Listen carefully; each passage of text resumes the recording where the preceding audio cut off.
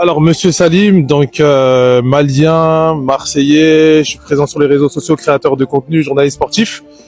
Donc aujourd'hui, on est là pour l'événement Vérité sur le football malien, VFM, événement très très important. On a mis en place un collectif avec les Maliens de la diaspora pour justement contester ce qui se passe au sein du football malien, notamment au niveau de la fédération, au niveau des ligues et au niveau de toutes les refontes qu'on a à faire sur le football malien.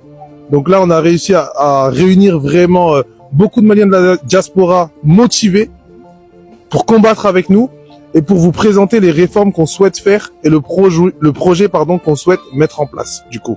Alors Salim, tout ça c'est parti d'où? Pourquoi ce collectif? C'est parti d'où? Pourquoi? C'est simple. Moi, j'étais à la CAN. Voilà, j'étais avec mes amis, ils sont ici, il y a Mikey, voilà, ils sont tous là. Suivre le Mali, j'étais content. Je suis parti au Maroc en tant que supporter. Et comme d'habitude, j'ai été déçu. Voilà, comme souvent, malheureusement, j'ai été déçu. Même si on a réussi à atteindre les quarts de finale, mais le jeu qu'on a proposé, c'était une catastrophe. Et encore une fois, je suis désolé, mais comme en Côte d'Ivoire, j'étais abattu déjà. Moi, ça fait depuis 2002. Depuis 2002, je suis le Mali. Je suis toujours déçu. Au bout d'un moment, mais qu'est-ce qu'on fait les Maliens? On pleure, on dit la fédération ça va pas, voilà les Maliens, le Mali c'est bancal, on a des joueurs, on a du talent, mais ça on n'arrive pas à construire quelque chose. Et au bout d'un moment, à force de pleurer, il faut aussi prendre les choses en main. En fait, on peut pas laisser ces gens-là détruire, bousiller notre football. On est obligé de prendre les choses en main, et c'est le but aujourd'hui de ce collectif, c'est de reprendre les choses en main. Voilà, c'est le peuple en fait. Nous on est personne. Moi, ok, je suis créateur de contenu. Vous allez voir qu'il y a d'autres personnes dans ce collectif qui travaillent. Il y a des personnalités. Mais on est tous pareils. On est tous maliens avant tout. Et on est tous là vraiment pour faire en sorte que le football malien soit digne et respectable. Voilà, et propre. Et là, tout ce qui est corruption, tout ce qui est les gens qui sont pas là pour le football, qui sont là juste pour leurs intérêts personnels, il faut qu'ils restent sur le côté. Voilà. On va mettre des gens, on va faire en sorte que on a des gens qui aiment le Mali et qui sont là pour le football avant tout parce qu'on a du talent, on a des jeunes, que ce soit dans la diaspora, que ce soit sur place au pays, et on peut faire des choses. Et aujourd'hui, les Maliens commencent à se réveiller et commencent à s'organiser. Et on essaye d'en faire partie.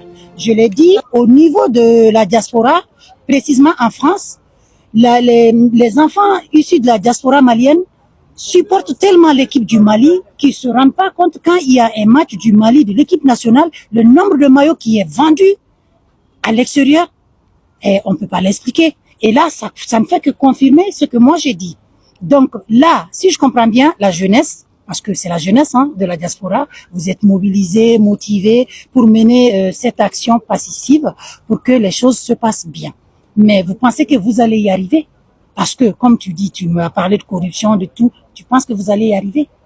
En fait, le souci qu'on a eu souvent au Mali, c'est que il y a beaucoup de gens, on n'est pas les premiers, à vouloir changer les choses, à vouloir essayer de mettre les choses en place.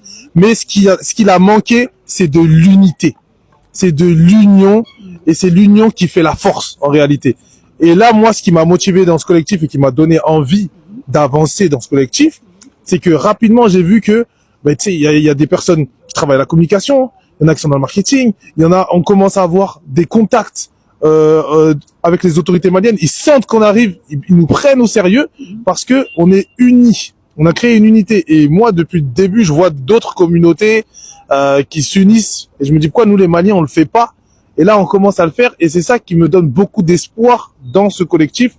C'est qu'on est unis et on est prêt à rien lâcher. Voilà. Et qu'il y a personne qui cherche à tirer une couverture ou qui cherche à faire quelque chose de politique. Non, on est vraiment là parce qu'on a un projet. Et moi, je suis convaincu, je sais pas le temps que ça prendra, mais je suis convaincu que ça va aboutir à terme.